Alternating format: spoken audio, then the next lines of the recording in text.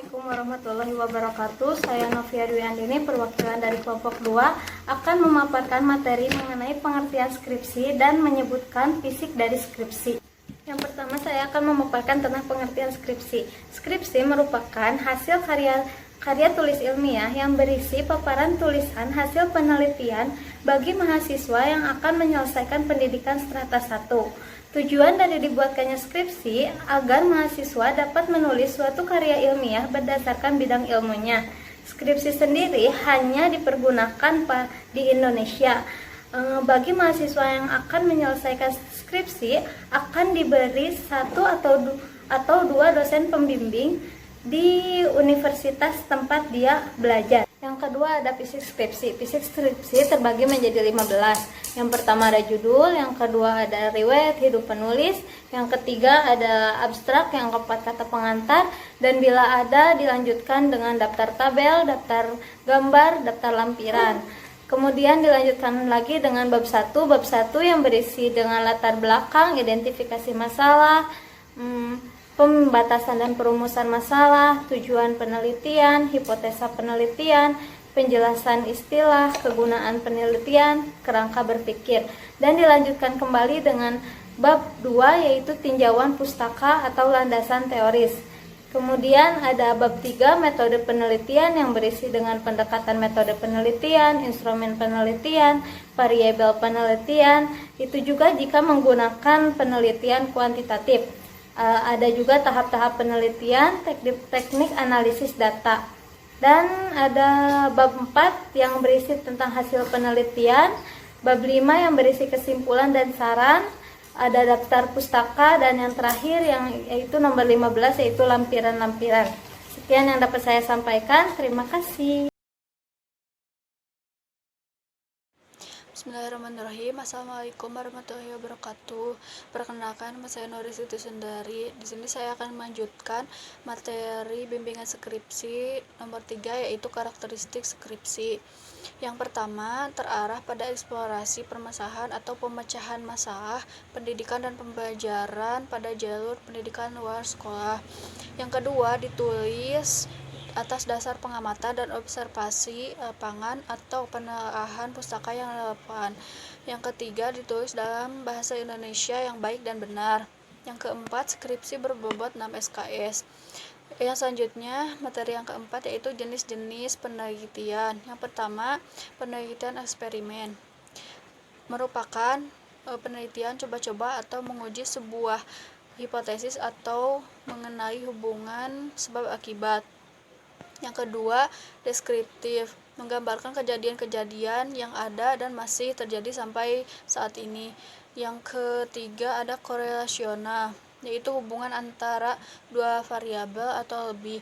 Yang keempat, ada evaluasi, yaitu mengecek kembali proses berlangsungnya sebuah sistem. Yang kelima, yaitu simulasi, yaitu menemukan bagaimana pengaruh kondisi sistem yang akan diuji. Yang selanjutnya yaitu survei, mengumpulkan beberapa informasi atau data dalam sebuah populasi atau komunitas yang besar. Yang selanjutnya yaitu studi pustaka, merupakan penggalian informasi mendalam melalui permasalahan yang ada di lingkungan sekitar. Yang selanjutnya ada etnografi, yaitu kegiatan menganalisa secara detail melalui kelompok sosial yang ada di masyarakat. Yang selanjutnya yaitu kultural, merupakan penelitian dengan objek yang berupa budaya atau tahapan turun-menurun. Yang terakhir yaitu penelitian historis, merupakan penelitian sejarah atau fakta-fakta mengenai fenomena yang telah terjadi pada masa lampau.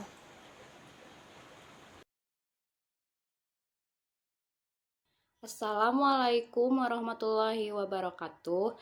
Saya Novia Handayani. Di sini saya akan melanjutkan penjelasan yaitu perbedaan penelitian kualitatif, penelitian kuantitatif, dan penelitian gabungan. Nah, Dalam perbedaan penelitian kualitatif, kuantitatif, dan penelitian gabungan itu dapat kita lihat dari tujuannya, terus desain, proses, dan hasil dan manfaat. Nah, yang pertama kita lihat dari tujuannya. Nah, tujuan dari penelitian kuantitatif itu menunjukkan adanya hubungan antar variabel, menguji teori, mencari generalisasi yang mempunyai nilai prediktif. Yang kedua, penelitian kualitatif, yaitu tujuannya menemukan hubungan pola yang bersifat interaktif atau tidak terlihat dengan jelas posisi dari variabel dependen dan independen. Terus menemukan teori, menggambarkan realitas yang kompleks dan memperoleh pemahaman makna.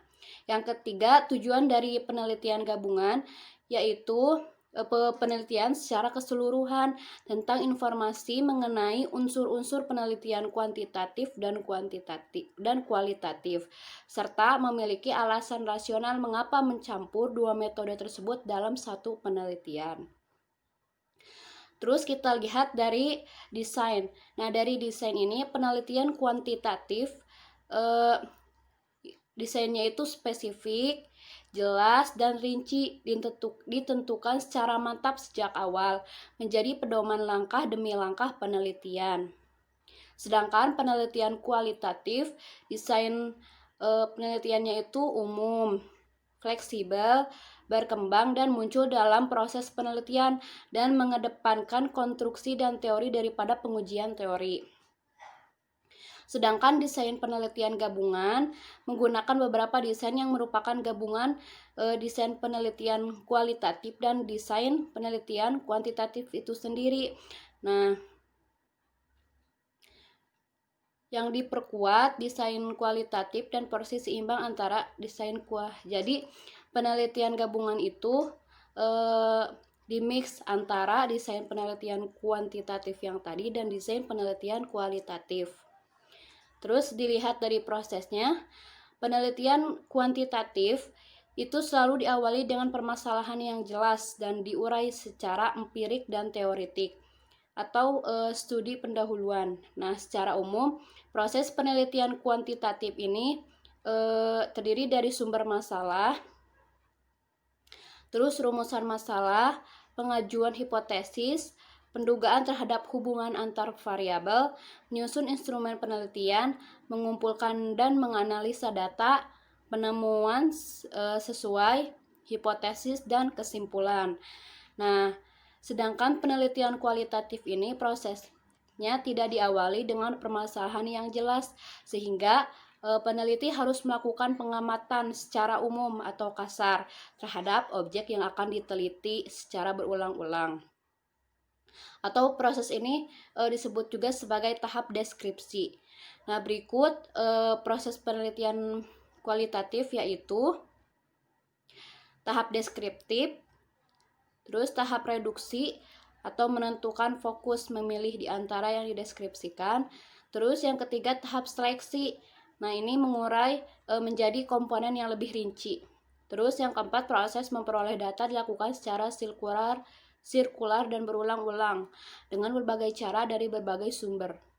Terus yang kelima ada proses analisa dan interpretasi data. Ini setelah menemukan data-data itu, lalu yang terakhir ada menarik kesimpulan. Selanjutnya proses penelitian gabungan ini dapat berupa proses secara kualitatif yang dilanjutkan proses secara kuantitatif. Nah, proses kuantitatif yang dilanjutkan proses secara kualitatif ini dilaksanakan secara bersamaan.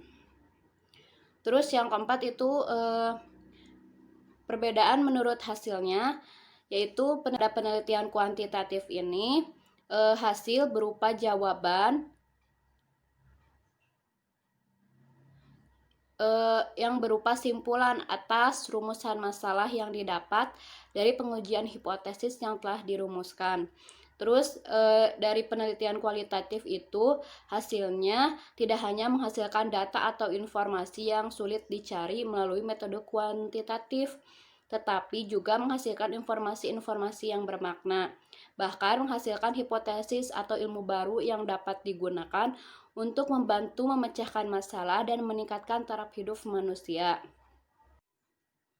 Lalu, hasil dari penelitian gabungan merupakan gabungan dari hasil kualitatif dan kuantitatif. Jadi, melalui desain penelitian ini dapat memperoleh hasil berupa simpulan kuantitatif yang didukung kualitatif.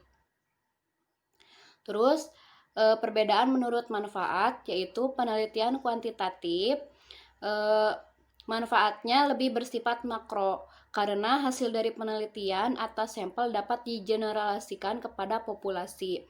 Terus, manfaat dari penelitian kualitatif. Nah, manfaatnya itu lebih bersifat mikro.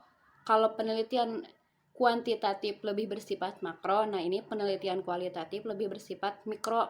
Nah, hasil dari penelitian ini hanya bisa diberlakukan untuk lingkup yang diteliti dan memiliki transferability terhadap kasus yang benar-benar serupa dengan objek yang diteliti.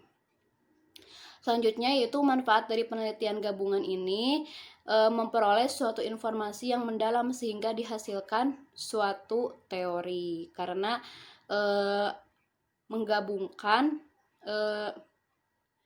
menggabungkan manfaat dari penelitian kuantitatif dan penelitian kualitatif sehingga dapat dihasilkan suatu teori.